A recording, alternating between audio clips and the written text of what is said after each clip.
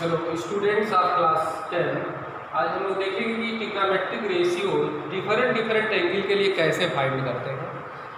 आज हम देख रहे हैं पहला टॉपिक है मेरा trigonometric ratios of 45 degree. 45 degree की वैल्यू निकालने के लिए हम लोग करेंगे क्या, आइसोस्केलस राइट ट्रायंगल। एक ऐसा ट्रायंगल ड्रा करेंगे जिसके दो साइड्स इक्वल हों और right angle triangle.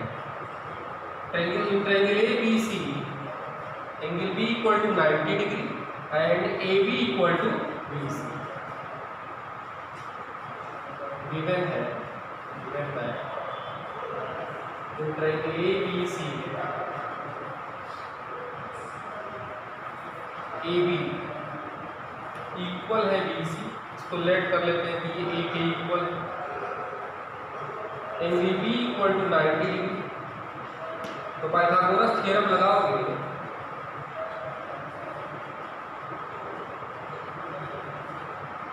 applying Pythagoras theorem we will get AC equal to root A square plus A square।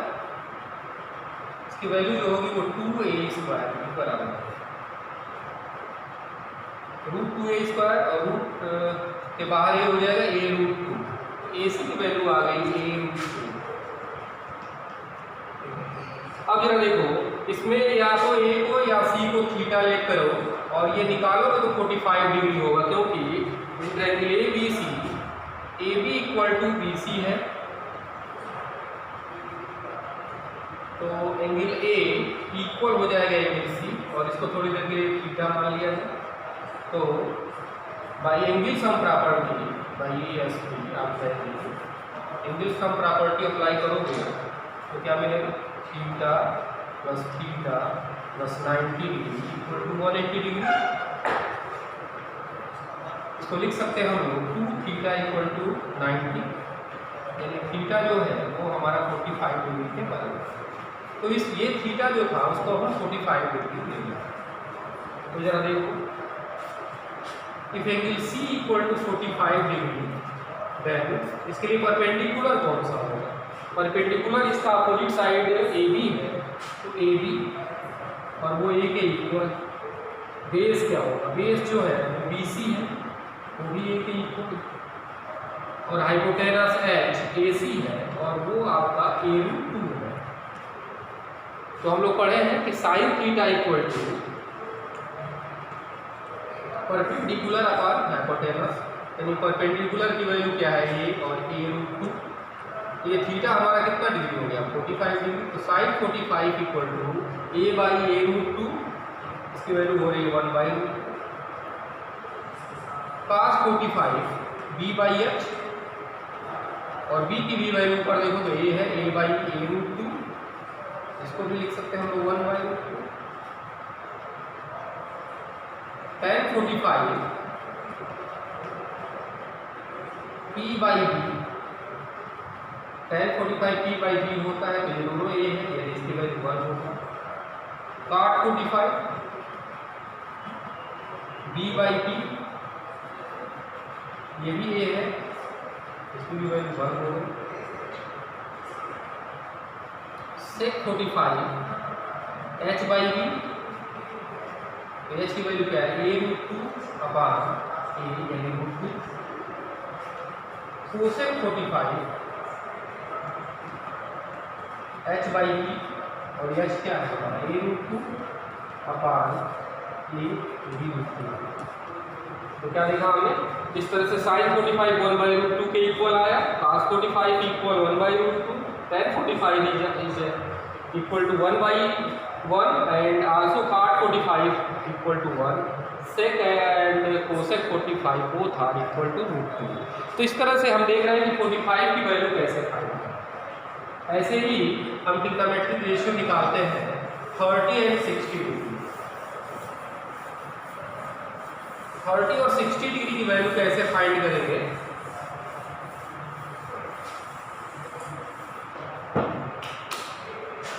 Trigonometric ratios of 30 degree and 60 degree.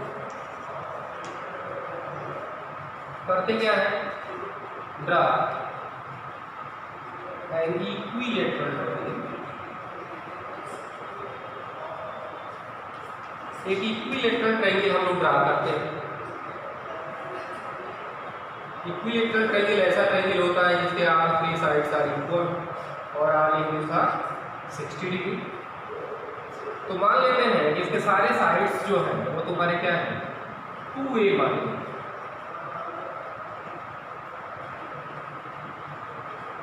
Draw an equilateral triangle ABC where AB equal BC and equal AC equal to 2A।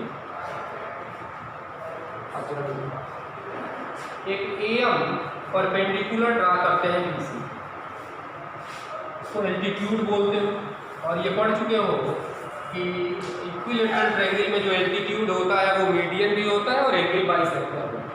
तो AM जो है वो तुम्हारा altitude भी हो गया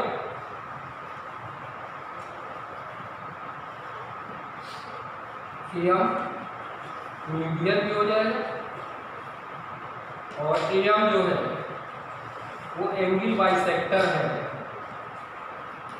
angle A।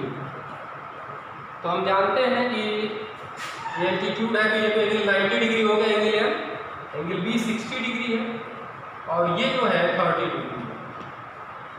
अब चूंकि ये AM मीडियन भी है तो अपोजिट साइड को बाइसेक्ट करेगा और अपोजिट साइड को हमने लिया हुआ है कि अपोजिट साइड 2a के बराबर है, तो मीन्स ये भी वैल्यू a हो गई और ये a हो। अब हमको फाइंड क्या करना है AM। यदि AM फाइंड कर ले तो हम 30 और 60 का रेशियो क्या कर सकते हैं फाइंड कर सकते हैं। देखो इन ट्रायंगल ABM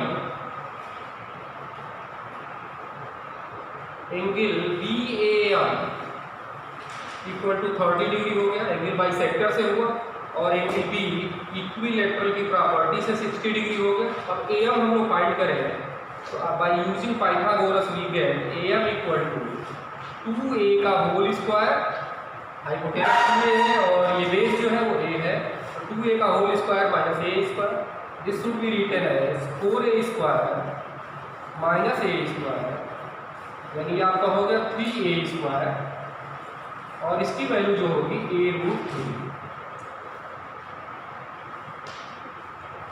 अब जरा देखिए ये a√3 निकल गया तो for angle B equal to 60 degree, इस B के लिए परपेंडिकुलर कौन सा होगा? B के लिए परपेंडिकुलर जो होगा वो a√3 होगा, देखो इसके अपोजिट है। और इसके लिए बेस कौन सा होगा?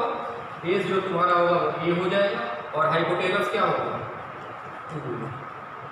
अब जरा देखो इससे हम निकाले sin 60, तो sin 60 तुम पढ़े हो कि p/h होता है, p/h और इसकी जो वैल्यू है p की वैल्यू का a√3 है और h की वैल्यू 2a है, तो a से ये कैंसिल आउट हो गया √3/3। ऐसे ही cos 60 लेंगे तो b/h और b की वैल्यू क्या है a और h क्या है 2a, तो a से कैंसिल आउट हो गया 1/2। tan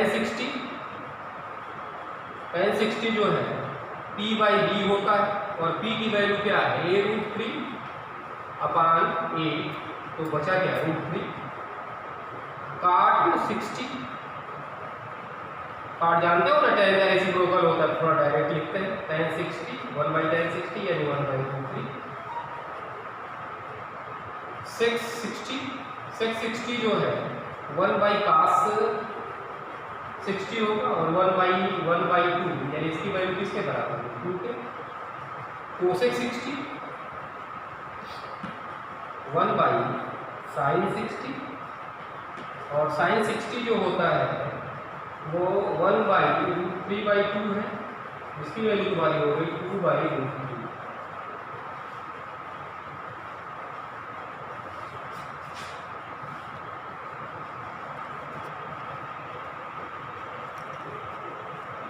ऐसे ही इसी का यूज़ करके हम लोग 30 डिग्री का भी निकाल सकते हैं। देखो 30 डिग्री के लिए परपेंडिकुलर क्या हो जाएगा फार एंगल BAM बराबर 30 डिग्री।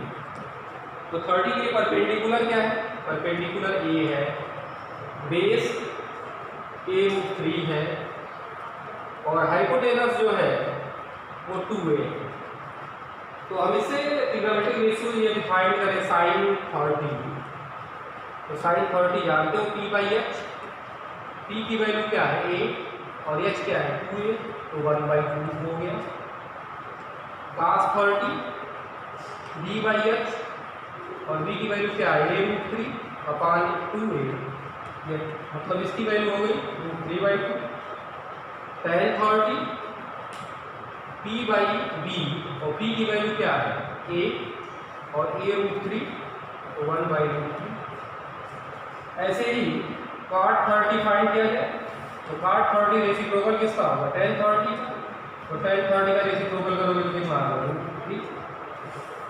sec 30 जो है 1/cos 30 के इक्वल होगा और cos 30 की वैल्यू जो है वो √3/2 है, ये किसके इक्वल होगी 2/√3। cosec 30 जो है 1/sin 30 के इक्वल है और sin 30 की वैल्यू है 1/2, तो ये 2 के बराबर है। तो इस तरह से हमने देखा कि 30 डिग्री और 60 डिग्री की वैल्यू कैसे फाइंड हुई। इसी तरह से दो रेशियो और बच रहे हैं 0 डिग्री और 90 डिग्री। तो देखो 0 और 90 की वैल्यू कैसे फाइंड करते हैं।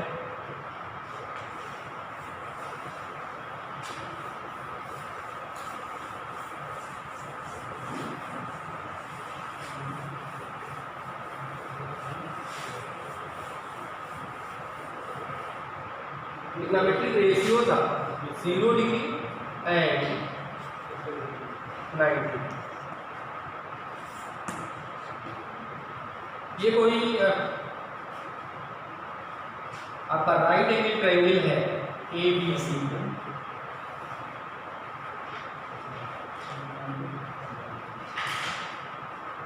ये 90 डिग्री है और एंगल C थीटा है। एंगल C को 0 होने के लिए क्या करना पड़ेगा, ये हाइपोटेनस और परपेंडिकुलर जो है वो जब तक ओवरलैप नहीं करेंगे ये पॉसिबल नहीं है।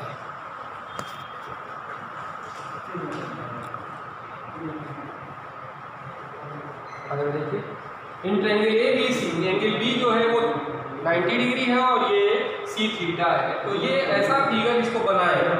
थोड़ा सा ऊपर से देखो, ये एक्चुअल कंडीशन ये है, बट इस साइड को ये वाली साइड थोड़ी थोड़ी ओवरलैप कर दी जाए तो कंडीशन ऐसे आएगा कि AC और BC एक है। तो मान लो यहाँ कंसीडर कीजिए, अगले फिगर में थोड़ा सा और नीचे करते हैं।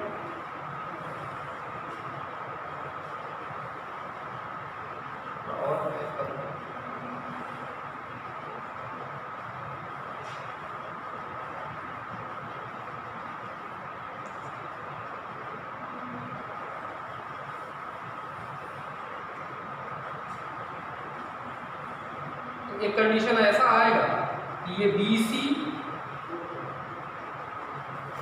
और ये लाइन जो AC थी वो ओवरलैप कर जाएगी, मींस A और B पॉइंट जो होगा वो सेम ही हो जाएगा और ये ओवरलैप कर जाएगा, तो यहाँ एंगल कितना हो जाएगा 0 डिग्री। तो when theta becomes 0 degree,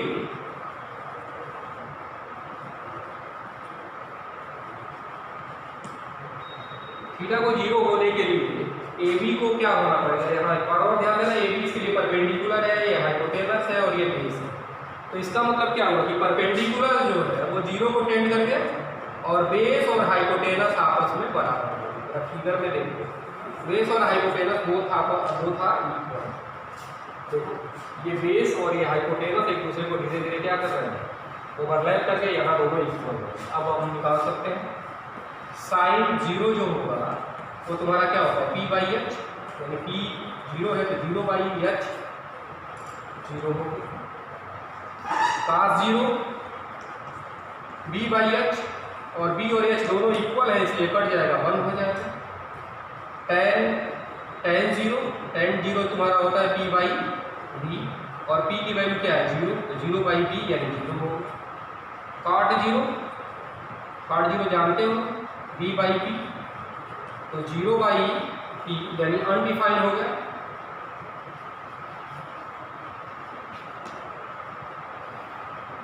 b/0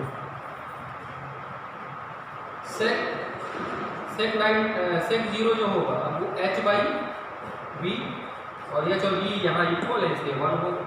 cosec 0 जो होता है वो h/p होता है और h/p चूँकि p क्या है 0 है तो 0 से डिवीजन अनडिफाइंड है।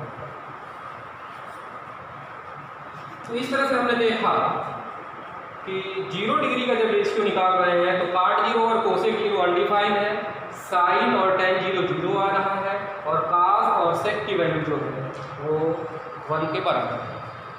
सिमिलरली हम लोग 90 डिग्री का P रेशियो ऑफ 90 डिग्री यदि फाइंड करें तो क्या होगा इस कंडीशन में 90 डिग्री यदि थीटा भी कैम होगा यदि आप बना रहे हो तो क्या होगा। देखो ये जो लाइन सेगमेंट है ये ऐसे ओवरलैप होता जाएगा और एक कंडीशन ऐसी आएगी कि ये BC जो होगा वो 0 हो जाएगा और AB और AC एक दूसरे को क्या कर जाएंगे ओवरलैप। थोड़ा इसका एक अलग दूसरा फिगर देखिए, ये एक्चुअल था,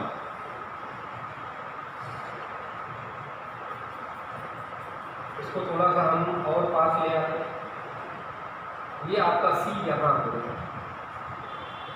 एक आध कंडीशन के बाद ऐसा होगा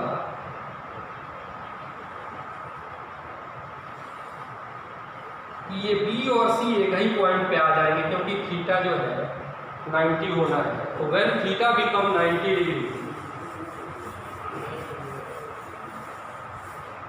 यदि थीटा को 90 होना है तो निश्चित तौर पे इसमें कौन सा साइड 0 हो रहा है, बेस 0 हो रहा है और परपेंडिकुलर और हाइपोटेनस जो है आपस में क्या हो गया इक्वल हो गया। तो अब इसका यूज करके हम निकाल सकते हैं साइन 90 इक्वल टू p/h होता है तो ये p और h इक्वल है इसलिए 1 हो गया।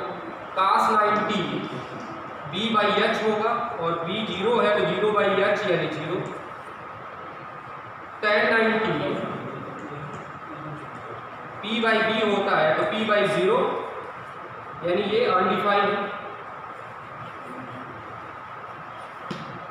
ऐसे ही cot 90 लोगे तो b/p यानी 0/p ये 0 होगा। sec 90 आपका h/b होता है और h/b की वैल्यू क्या है 0 तो 0 से डिवीजन ये भी अनडिफाइंड होगा। कोसेक 90 h/p और h और p दोनों सेम है इसलिए इसकी वैल्यू 1 है। तो इस तरह से हमने देखा कि 0 डिग्री 90 डिग्री 30 60 और 45 की वैल्यू कैसे फाइंड करते हैं। इसका यूज करके हम लोग एक्सरसाइज 8.2 सॉल्व करेंगे। शेष जो भी आपकी समस्याएं होंगी आप व्हाट्सएप पर क्वेरी कर सकते हैं, फ़ोटो खींच के सवाल भेजिए।